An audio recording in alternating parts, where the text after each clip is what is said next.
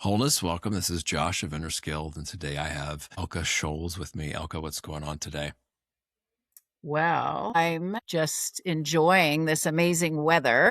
Looking forward to watering my garden after. And my plants, they're just, even though I planted them late, nature's incredible. And the ions and thunderstorms just makes everything grow. Like my zucchinis, they grow. You can watch them grow. That's how fast they grow. That's awesome. Where I'm at now, there's a big organic garden, and for whatever reason, the zucchinis actually haven't been going this year. There's a lot of other things that are going, Wow. and then it's finally cooled down here too. It was really hot for a while, for sure, here in Missouri. So, who is Elke? What kind of work does she do?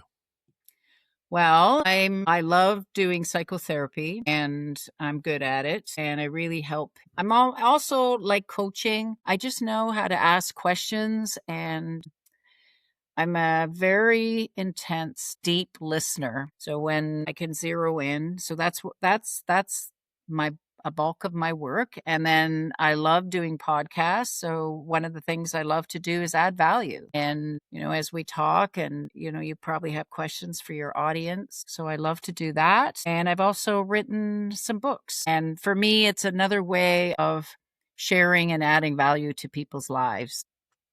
Well, cool. I want to touch on deep listening because, as you know, that's Mm. any good podcast host does that, but I want to just maybe start with a standard background here. How'd you get interested in what you're doing now? You know? Yeah, and it's interesting too when you ask me who I am, there's other facets of myself. Like I just did some long distance cycling this morning and I'm a gardener and lots of fun things. So how did I get into this? Well, when I was growing up, we didn't talk about anxiety, we didn't talk about dyslexia, and I was a kid that I English is not my first language. I went to school and I didn't understand everybody. My mom said I came home every day crying. And at that time you could walk to school. I mean, it was quite a few blocks. I remember that. And I didn't really understand why I was in remedial reading. And there was always some part of me that thought maybe something was wrong with me. No one ever said that though. And it was just really something that I thought about. And then I was firstborn, or I am firstborn. You can't not be it. But, and I would have tummy aches and migraines as a kid. And, my dad thought I was faking it because it always came around tests and project deadlines.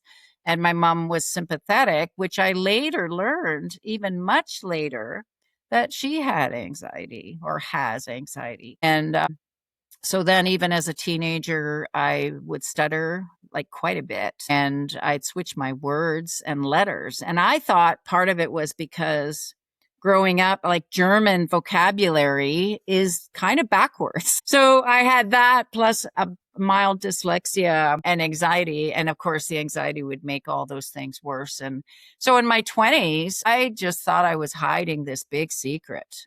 And I felt a bit lost because I'm more into the arts and my brothers were very much, engineers and photographic memories and very smart. I had to work for my grades and I just didn't fit. I didn't fit in school. And my dad, bless his soul, for being a high school teacher, it wasn't cool to be in 4-year program or applied arts, which is my genius, right? So I just didn't fit. So I had two really good teachers. So that's part of that because they actually gave me a will to live because I was kind of going, what am I doing? Like I'm just, it didn't feel good as a kid and I didn't really want to stick around. And then I discovered the arts. And that's kind of how my first book evolved. And I also started teaching because I was in a little town and the art teacher didn't want to do it anymore. And she wanted me to. And I just said yes. And one of her mottos was always say yes and figure it out after. And that stuck with me. And then I ended up in Toronto and I started teaching for the rec centers, inner city kids, for the AGO and the ROM. And then there was this mystery and curiosity of why were these things working, and why were these kids so happy, and why were people doing so well? And my mind is very practical, so I started to I actually had discussions with my students and said, look at, you're telling me your days are amazing after our workshop. Let's figure this out. And so that's how the first book was born, was Loving Your Life. And it was very based on experience and these women and students and discussions. And there's some cool stories around that. And then it ended up in a third edition because it was through my book I discovered there's a master's in expressive arts. So that was really cool. And I ended up going to university in Switzerland, of all things, and I got my master's in expressive arts and a minor in psychology. And then, of course, did some other studying. Yeah. So that's kind of, and then the books were ways for me to say, wow, this is amazing and it's helping people. Let's get it out there. Very rich journey there for sure. And it parallels my grandmother. She was, born in America, obviously, but she didn't speak a word of English either. Mm. And I was trying to find out when you said that, like, I can't detect any kind of accent of anything other than Canadian. I've even heard the boot, in there a little bit, not even that thick, and so then you finally said German. I could have never even thought that. And, my last name is German provenance too. So, yes, that was, and she had war story after war story of the kids teasing her and Mm. learning English at home. And they had, her parents would pay her like some kind of really small amount. It was a huge amount back then to learn. And it was a big deal. She reminded of all of us how challenging it was. And then she went on to learn Spanish too. So yeah, I would, it's like the reverse today, where the kids would actually give you compliments for having, be bilingual and stuff, I think. I mean, so maybe the times have changed, but regardless, so then I guess, what was it about art that really had? I mean, do you think you were born that way, or is there something about the expression of it or the healing capacity of it? Can you put a finger on what it is about it, and then also to jump into it and tell people, or talk about how you work with people therapeutically with with the modalities you do? Well, the art for me, my mom said that I started to knit at age 3. And I actually didn't believe her. However, Josh, I have things that I made when I was 5. And they're actually well done. And so, yeah, then I do believe her. So she was a knitter, embroidery. She also could have been an artist. I actually taught her calligraphy and she picked it up faster than I ever did. But she didn't go after it. And I think for me, what happened was I had a friend, she was younger than me. However, she did art and that just fascinated me. I was just like enamored with it. And I wasn't allowed to take art in school and because it wasn't practical. My dad said it was Mickey Mouse. And I actually had to fight to take a drama class. And I was mad because I had way too many credits. And he said, you're not taking drama, it's Mickey Mouse. I said, fine, I'll sit in the library and I'll talk to my friends or I'll skip. Like it was really and then the other course I took at that same time in grade 11 was creative writing. And because it was creative English, it said English, he didn't balk at that. And he allowed me the drama because I had too many credits, if you could imagine, because you didn't have to take 8, but I had to because he was a high school teacher, right? So I was just bogged down in this, like, ugh, for me. And I don't remember facts, like history facts. I can remember essences. Don't ask me for the names and dates or anything, right? So then it was my drama teacher that got me out of my shell and the creative writing teacher that, like, I was writing all the time anyways. And I didn't realize that. Even as a kid, I was writing little poetries and any project, like I still kept some of them because I would color bird. If I did a project on birds, I would spend hours coloring it and disappearing into that. But nothing, I wasn't putting the pieces together. And then it was after that as a young adult, I was a cook in a restaurant and I met this art teacher. And because of this broad pen that my friend had been drawing with, and there was this woman that was teaching. I nagged her. I mean, this is a little tiny town of 6,000, and she was the only art teacher. And I would phone her and say, "Are you teaching a course?" And she goes, "Well, not right now, but maybe in a few weeks." I'd be on the phone again. And eventually she did a course. And then for me, Josh, I remember driving down the highway, and it was a mint green Ford 150. And I felt like I came home. And even telling you this, I feel a little emotional because it was massive for me, because for me, it just felt like it lined up. And no, I didn't have words for that. I had no words. I just had the feeling. And I knew that I wasn't looking back. I knew and so I started taking courses, yeah, just taking courses and courses and courses. And then she wanted me to teach because she didn't want to do it anymore. And then I ended up teaching for college. So I ended up going to a college and teaching at the same time, because it just was such a passion. I guess my teacher saw it, and I think I'm a good communicator. And so I ended up teaching college courses. And so that was a lot of fun, and it was really a great experience. And so when I bring that, you asked, how do I bring that into my work? And I think what's happened is, because I was so starved, it's made me this passionate person that I am. I would have never said I was going to be a public speaker. I would have never said that. It would have been the opposite, because I'm actually an introvert. And my passion was that people don't have to struggle, that there's an easier way. And I felt like I made this discovery. And the fascinating part was when I did my first book on loving your life, I called it Intermodal, because what I saw in my classes is, like, I would make tea and bring cookies and play music. That was already intermodal. And then we'd have little circle gathering and check in, and then we would start in with the arts. Well, that's a whole process. And after my book, I met the art community, and my teachers said, "Welcome home." And there were other pockets in the world, because when I went to Switzerland, I met other people that had had a similar experience, that they knew this was working and had actually written books. So it was really interesting. And so my third edition is internationally friendly, because I ended up on the international committee for expressive arts. And I realized that you couldn't have nudes in there if you're going to bring this to India and Cambodia, because people had to hide expressive arts even more so, right? So I changed it so it was friendly.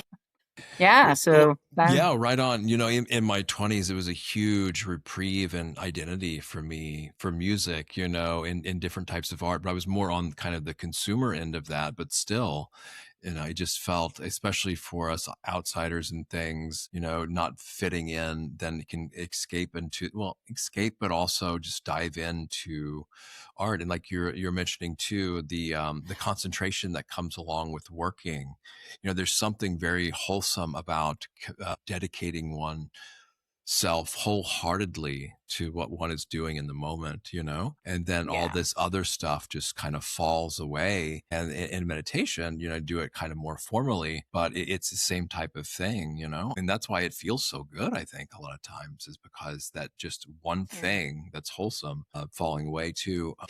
Yeah. So this, the therapy, and then the community of it as well. That's something I don't have much experience in, but I also wondered about the therapeutic aspect of this. Now, when you do psychotherapy, do you do like, what other modalities of psychotherapy do you do? And then how do you work with art and, you said this label is expressive art, with clients, and maybe when you teach in a classroom setting or something, talk a little bit about how that works. Yeah, my one beautiful mentor, the drama teacher, Bill Hodwitz, it's afterwards you realize these things that you pick up.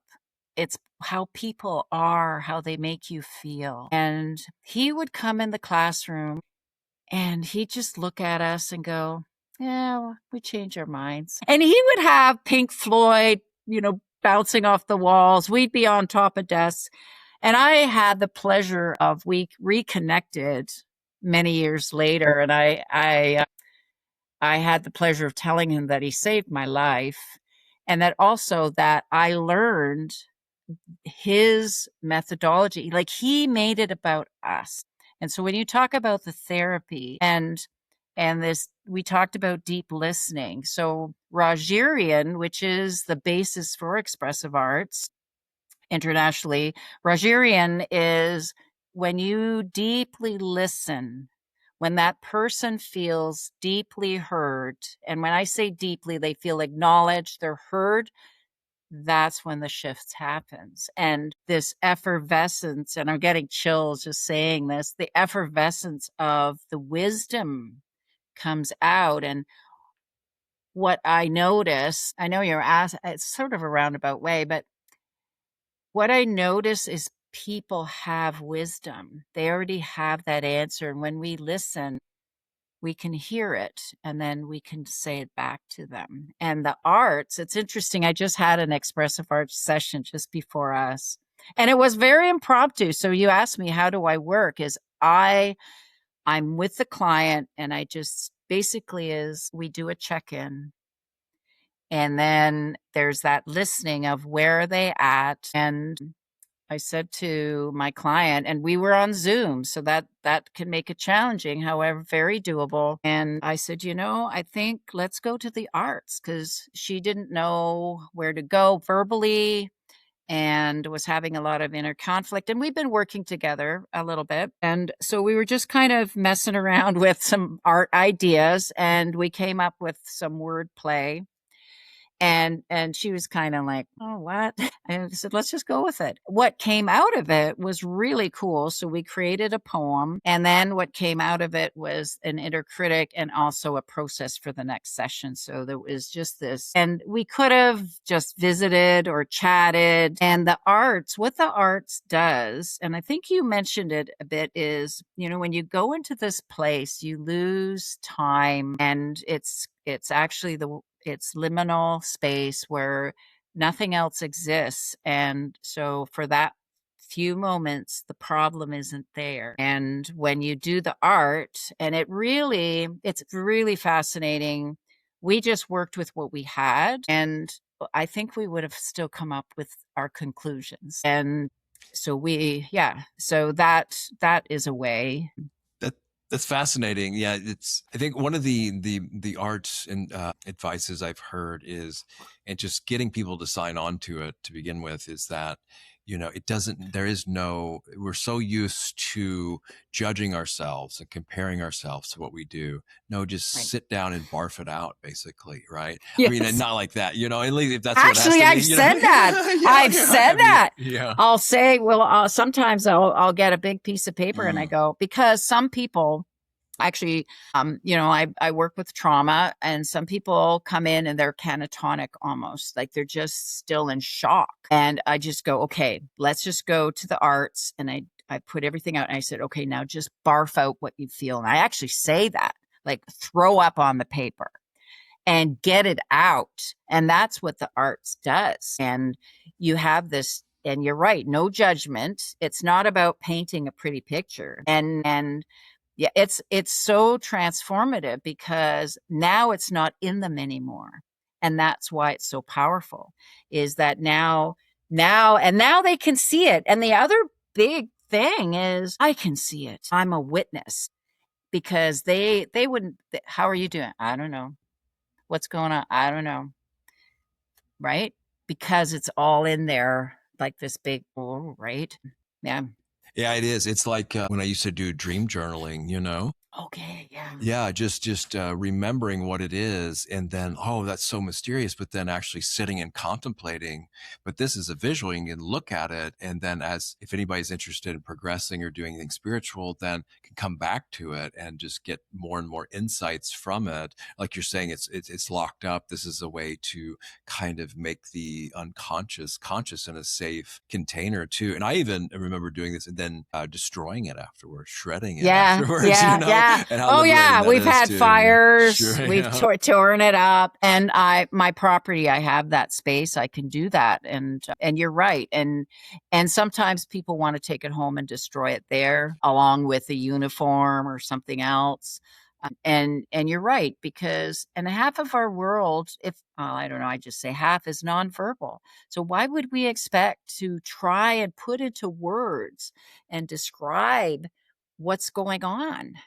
Yeah, some people might have a knack for that, but then it can also be dry and burdensome to someone else if they do that too much, like oversharing. So, and Right. that is such a great thing I love about art too, is that you can have someone with a really rich emotional life that's kind of might get flack from other people from expressing it in the wrong ways or at the wrong times. But if it's channeled, not to put extra boundaries on people that they don't need, there's something amazing about spontaneity too. It's just another avenue of expression that can be really helpful and wholesome too, but also amazing. All these people that have rich emotional lives, it's hard for them to really share all the nuances and beauty of it. But if it's something that everybody can see, then it's kind of obvious. I like that. It's a really good way to channel that energy into something, I don't want to say more but expressive, that Well, it yeah. transcends. It transcends and moves. So when you're, let's say you're stuck, and our world is very verbal. I mean, we're very left brain, very verbal. So what the arts does is it stimulates the brain, and it's fascinating. I mean, we don't understand, this jelly mass, why these things effervescent up or go and disappear or stay up front. We really don't know. And so the arts rewires that and stimulates it and gives you a little sense of a break, and it does its stimulating. And then when you come out back to present, like people have sat there and go, whoa, like that was amazing, or they've come up with conclusions themselves. Exactly. Then you get even more kind of far afield things like automatic writing, and cut ups and all these other interesting techniques. But yeah, like where does it come from? Where is my word choices of all the millions of words, depending on how big the vocabulary it is? They just kind of effortlessly congeal and come forth. And I don't have to constantly think, okay, which one am I going to choose now? Which one am I going to choose now? It is kind of a really interesting, amazing, kind of mysterious process. It really blows my mind to really contemplate how that all works, really. Yeah. Yeah, I mean, and it has Not it's in everybody's like that. Some people have a gift of a gab, but even just anything, like that. And you mentioned introversion too, but I think some of the best communicators are that, because they really value, okay, if I'm going to speak, it's going to be, well thought out and purposeful, because I really don't probably wouldn't rather be bothered if I didn't know, or something like this. I don't know. I've seen myself switch more to mesiovert from introvert, probably even more extroverted now sometimes, but yeah. But yeah, the rich expression is amazing with it, isn't it? In poetry too. Poetry is like the things that you really can't talk about in language. You can say with a poem. You know what I mean? Yeah, for sure. Yeah, and it's interesting because even an extrovert, what happens is sometimes what I notice, the overthinking. So lots and lots of words, however, not getting to the body. And what I notice is that the expressive arts gets you into the body. And it's interesting because and that's what we learn, is how to stimulate that, get people out of their minds and more into the body. And they struggle, and that's okay. It's like, okay, get out of your head. Let's play a game. Let's do something else, and kind of loosen that creativity up. Yeah, for sure. So, yeah. Yeah, it's really important. That's right. So, including me, live so much in my head, unfortunately. And these embodiment practices are really amazing, But there's really rich inner worlds, yeah, obviously as well. So, okay, like what have you seen change over time, like in this space, in the artistic space, in the therapy world? Do you think there's kind of a universal thread that maybe is more timeless throughout it? Do you think there's trends? And then, like Mm. if you're having to be a consultant, to other people, what would you think would also need improvement, and what's going well?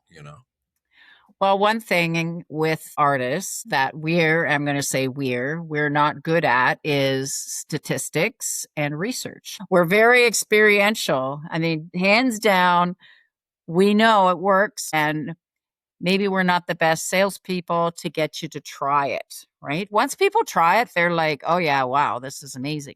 Now I've been I have a private practice here in Bracebridge, a very conservative town, and there's still some therapists that think that they don't think the arts is serious, or that, are you going to go play with the kids? You kind of have to have a little bit of a shell and be an advocate. And what's so fascinating though, and it has grown, so that's good. I fly up north to a fly-in First Nations community. I have a privilege of working as an expressive artist, and I also am a registered psychotherapist and certified EMDR therapist. So I do have some more behind my name besides art therapy, which has been kind of a squeaky cell up there. They had me do a PD day for the teachers and staff. So 53 people. I had the whole day. They wanted me to talk about what the expressive arts would do and talk about trauma. And wow, it was great. And I super enjoyed it. They loved it. They want more, and they got it. They didn't know that it was neuroscience. I said, look, I'm going to talk about science in the brain here. And they're going, what? So I did that. And I also talked about trauma, and it was really great. There was a lot of great movement on that day. So it is coming. The school that I went to is expanding. There are lots more graduating. So to me, that's saying that it's getting accepted more and more. We've got international conferences and all over the world. And I want to go back to Switzerland. I'm hoping to go back. I can go back as an alumni. When I went to school, there are 32 countries are represented, and you get to hear the work that they're doing. It's really heartfelt and heart opening and very hopeful. So. Very cool. I still want to get back to your tips about listening to, and again, in therapy as well. It's good. But before we do that, or you can do that first, before I forget, now we mentioned Switzerland and, well, art detractors. Let's just say that the rich, filthy rich elite, they don't look at art that way, or at least certain types of art. So I just learned that there's these things called free ports. I think that's what they're called. And a big one, I'm pretty sure, is in Switzerland. From what I understand, I don't want to get too political but there's they can store really high value art in these free ports and get not because they're considered in transit. So these multi-million or billion-dollar worths of art collection. Wow. Under like shell company names, and they don't have to. I forget all the reporting requirements, but they used to be pretty lax, and they could just sell them. The assets would change hands on paper, and they wouldn't have to pay taxes or anything like that. So you can imagine all the different things that could potentially be involved with this, But regardless, there are some really valuable pieces of art in the world. I mean, that's obvious right now. What all goes into that, that's a whole nother discussion. But to completely write it off, I mean, most people respect money, even if it's just enough to dismiss it, right? So, but other people are really dead serious about things like that. And yeah, with all the rich elite and their status symbols and the way they can get out of taxes through certain high caliber, really rich pieces of art, it's a whole other game, So yeah, I just wanted to bring that up. So yeah, let's talk about trauma as well, though, because this is a huge issue. And I've been listening to survivor stories and some of the, I think there's just the trauma of being human for no one gets out of this life without some kind of pain. It's just in, there's no way out of that. And then it goes to really dark, severe things it can. RAMCOA, I don't know if you know this acronym. I mean, I won't get into it here, but ritual abuse, mind control, organized abuse. I mean, some of these survivor stories I've heard, even if just a few of them are legitimate, it's really dark, crazy stuff. And then I've heard really good things about EMDR as one of the modalities for this. And, my thing is, just on the fringes of this, nowhere in a therapeutic context. It's just the challenges around it, of course, of potentially re-traumatizing, but also just as bad as not doing anything at all, right? So yeah, it's a huge broad topic. I don't know how you want to approach it, what you want to say about it. I'm sure you'll emphasize the importance around it, how whatever you say, So Yep, that, yeah, you're I guess we you're just start fun. there. Yeah, Oh, thanks. you're Thanks. fun. Well, because we could have another 3 hours if you wanted to.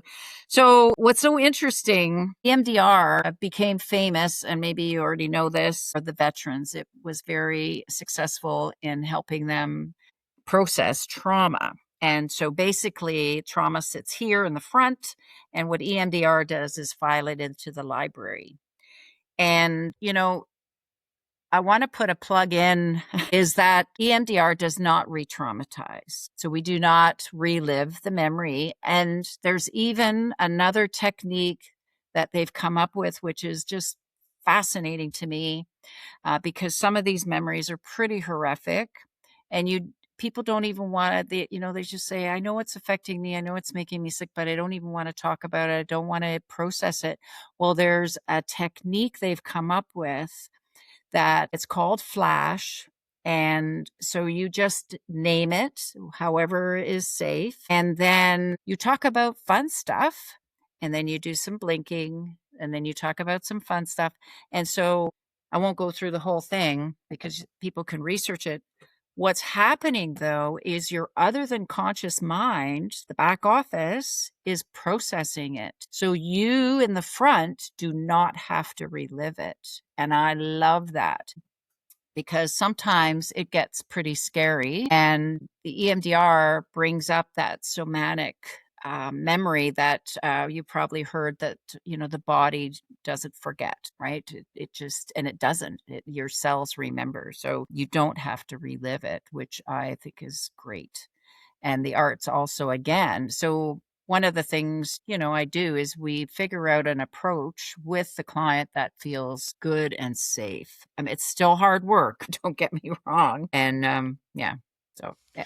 Yeah, very good. That other technique was called flashing. Is that what it's called? Okay, good. Flash, just Flash, flash. just And it flash. doesn't stand for anything. It's not an acronym. Okay. And you can just look And up like flash therapy. Is that how it is? yeah, Flash or Flash EMDR, and you'll come up EMDR. with two gentlemen actually have coined that, though they've been there's more research going on about how the other than conscious mind. So, and there's also work that we have more than the unconscious, the subconscious, that there's more going on, and we can train that. Like we have a supercomputer in our heads.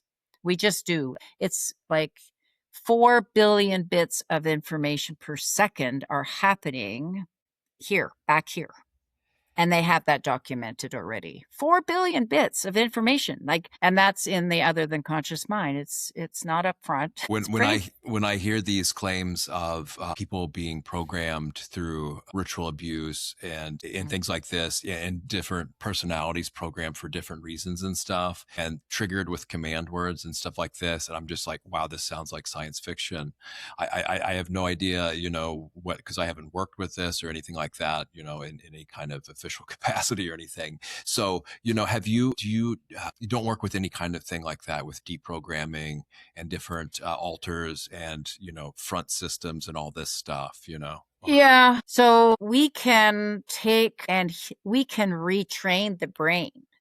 So the reason these crazy tactics work, and I'm just calling it that because it's not for good, but we can use it. We can change it. So your other than conscious mind does not know what's real and not real. So that's why, and here's the other thing too, is 2 to 3 nights or being awake or not sleeping well for 2 to 3 days, your mental health is done. Like it's that fast. So when I'm working with somebody, one of my big questions is, how are you sleeping? Because we got to get you sleeping. And then we start working on energy, and then the retraining we do together. And it is practice, it's training, and you can take these concepts that have been used for terrible things. However, you can retrain your brain. You can do it for for good. You can open up your intelligence. If you're anxious, here's the thing. When kids are anxious, they can't learn. And that was one of the things we talked about up north is they're not behaving poorly. They just can't do it. They're so tense and so traumatized. And, it's like they're hyper vigilant. Information isn't coming in. So, yeah, so we can I know you've heard some pretty terrible things, it sounds like, and it's awful. And there is a way out, though. That's great. Yeah. And I've also heard some really great therapists. I talked to a guy too. He talks about trauma as unintegrated resources. I think that's what Mm, he said, which I think is a really interesting way to put it, because they always talk about resourcing, right? And or sometimes in trauma work. And now you mentioned anxiety, which goes beyond these like severe cases. I mean, this is just a common thing. I don't think you're really a human, and if you haven't experienced some kind of anxiousness at some point or another, I right. mean, I could talk about some things that I had back in the day, but like just let's how do you see this as a challenge for some people, and what to do about it? Like it's a really common thing, I guess, unfortunately, but and then I think there's probably a silver lining in it too, right? Yes. Anxiety, as any of the other unpleasant feelings, there's many of them. They are opportunities and teachers, and they are gifts. And I'll tell you, the first time I heard that, I just, probably wanted to hit my mentor. I know I shouldn't admit that, but he would just laugh if he heard that.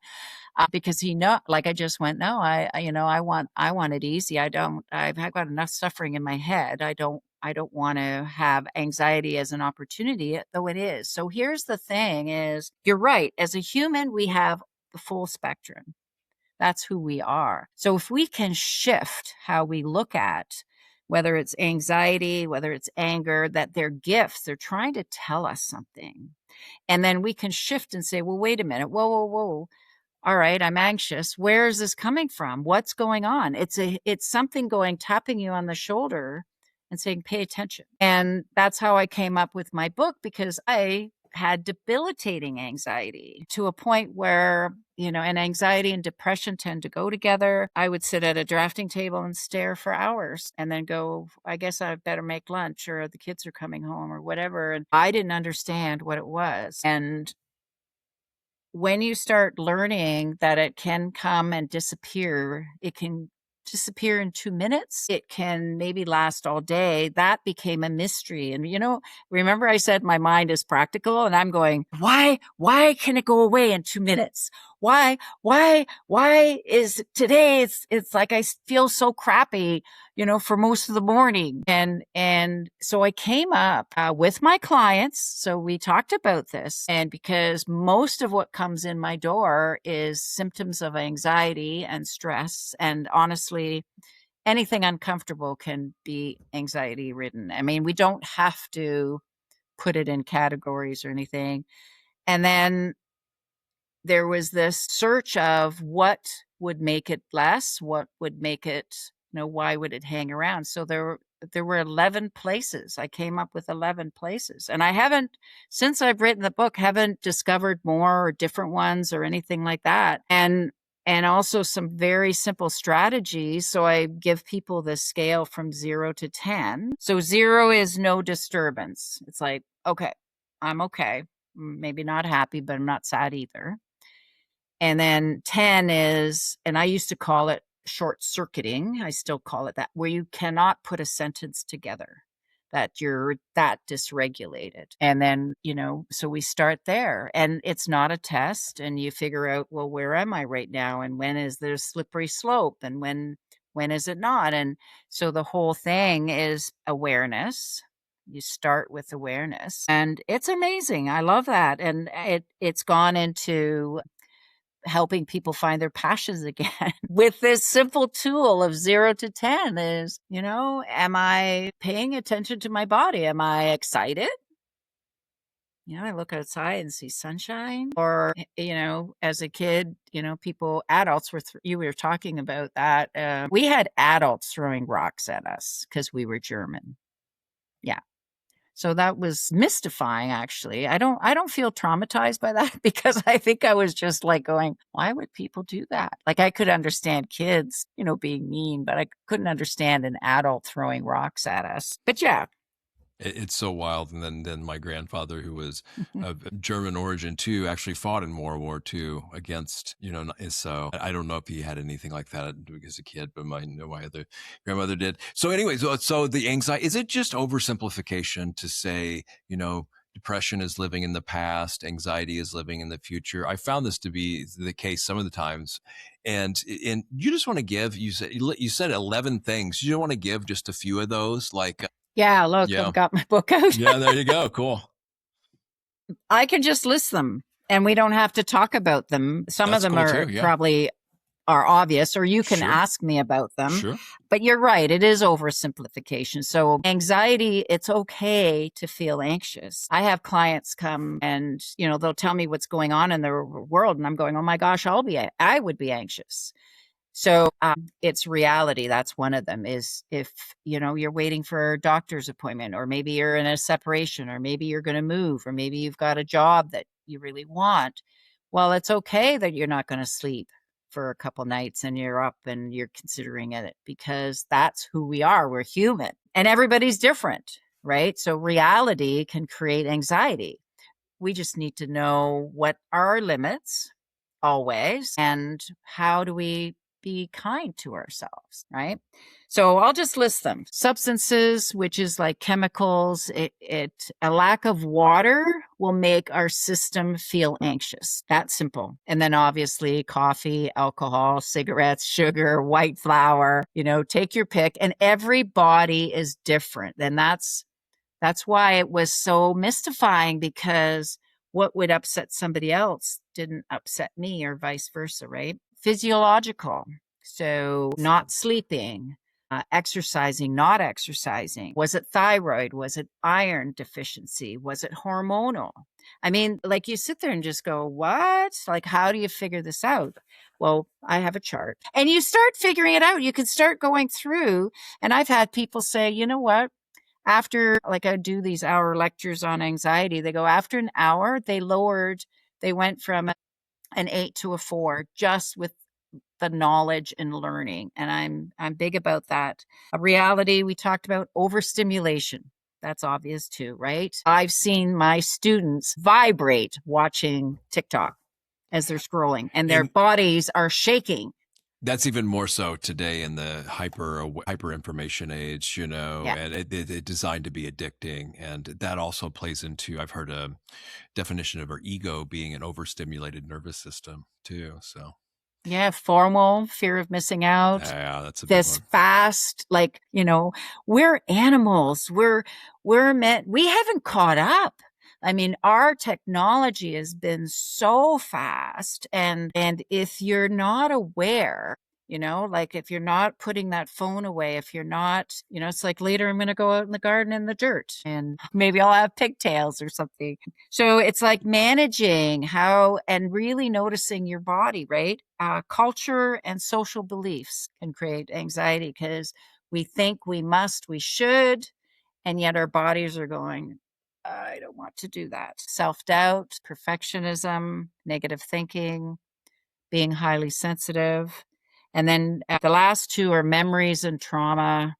So those we touched on a little bit, but those are the 11 layers of anxiety. And I talk about that. That's great. Yeah, the highly sensitive one, that's it's an interesting one for meditator, or some meditators, not all, but like after a lot of things get cleared away, the awareness is heightened and there's a sensitivity. So thankfully, along with that, there comes a lot of wisdom of how to adjust in tools. I find now these Brahma Viharas that I work with, these loving kindness, compassion, empathetic joy, and equanimity are really good practices for anything relational, how we relate to things. There's these higher kind of emotions and things like that, but they're a practice too. And yeah, there's all kinds of things. But I had a hypersensitivity at some point, and it's just like taking on everything, in the environment. I mean, it's an exaggeration, but, really feeling deeply and then just being kind of overwhelmed or shocked or not knowing what to do with it. But then Yeah. now, the biggest one is just kindness and compassion, because we're always going to think, so what do you suggest for people that, maybe not into meditation that are either just overly sensitive, hypersensitive, I'm sure that a lot of people get being judged about it too. And self-criticism, why am I so sensitive? Why do I feel so much kind of thing? Or why do I have to take on everybody else's crap and I don't want to, or something like this. I don't know. Well, one of the things is, why do we think we're wrong? And it's interesting because I'll ask a client, and actually even yesterday, and not feeling enough. And our culture is like, we're three purchases away from happiness. We're, like, and we're getting bombarded. It's not always our fault. It's not our fault. I mean, we've got advertising, social media, you go to the grocery store, and it's, whether it's done by design to have you buy something, or the magazines and the headlines, and like, we don't get away from it. And so what I suggest, and I'm not alone in this, is go out in nature, sit on a rock. And actually have the experience of being bored. Because the first thing that'll happen till you slow down, right? No, that's great advice too. It's really, I always say that boredom's a choice, but then, yeah, I need to choose that sometimes because it is just one thing to the other. Going putting my bare feet on the earth too. I like the Yeah. earthing. And this, if we're not careful, it could go to the other end where we're trying to numb out. Right. So dealing with things where we just don't want it feeling more, and people can do that through substances like you're saying, but Yep. just disconnecting, being indifferent about everything over hyper cynicism, dismissiveness, or whatever, just shutting down to numb And out. that's a brain protection. Yeah, exactly. It's So there your to protect us. brain, yeah, it's just going to go, this is too much. And there's Overwhelmed. actually, and people go into hypoarousal, which is, they dumb it down, they flatline, like they'll not feel anything. And the brain's going, this is too much. Done. You're done. Flat. And so if that's happening, just go sit by a lake, or go swimming, or put, like you said, grounding, put your feet in the grass, play with your pets. Some people have pets, but they don't even play with them, or they don't sit with them. So just, that sitting, that being quiet, super helpful. And then we come back to our awareness, right? I hope. Yeah, exactly. And then, like you're saying, recognizing that that's the body trying to protect itself. I think it's really helpful. So I think as we wrap up here, I mentioned listening a few times. What kind of tips and advice? Because I found this, especially, well, kids want to be seen and adults want to be heard for the most part, and to really see and hear someone deeply and to really get someone, it's like the best gift that we can ever give anyone. And it's a rewarding gift to give that as well. And I guess it's a practice in my experience, but it's also just kind of caring and pausing and just wanting to take the time as well. And I just find that I can learn too as well. And there's just this, I don't know if I would forget this saying when I heard it. It's just like the most profound thing we'll ever do as a human being is talk to another human being. And I thought, it can't be that. But the more and more I reflect on it, if it's not, then it is still very vital. So yeah, deep listening, and listening with the entire body when that's accessible too, that's an amazing practice as well. What do you have to say about And listening? Yes. yeah, and the kids, it's interesting. Yes, they want to be seen. They also want to be heard. So I was with I had a young client, 8, and he was so mad. And he came in, and they were hauling him in. I told them, just call me a coach. Anyhow, I listened to him. And what I realized, and then he'd leave, he was okay. He was, and it was funny because he said, I'm not into art. And I said, well, what are you into? And he said, sports. I said, okay, so this right now, not dressed for sports, but the next time you come in, I will be. And so we would play baseball and we still did our work. And as parents, and this is important as why I'm telling the story, his parents said, what are you doing to him? Because he's like raging when he comes. He's running in because he wants to see you, and he comes out, he's happy. And I said, well, I acknowledge him. And when we listen, and I say the deep listening, we are missing a step. We need to acknowledge. Doesn't mean we agree, whether it's our partner, our employee, our children. We need to acknowledge. And you said about being seen, that's being seen visually and audio, right? And when we're acknowledged, our whole system, problem isn't solved. However, we're heard. And that is just so big. And so the parents, and I'm just bringing it back to that story, is they wanted to, like, he was mad. This one day he was really mad. He said, I'm a horrible soccer player. I missed 3 goals. I'm just and he swore. I'm not going to swear.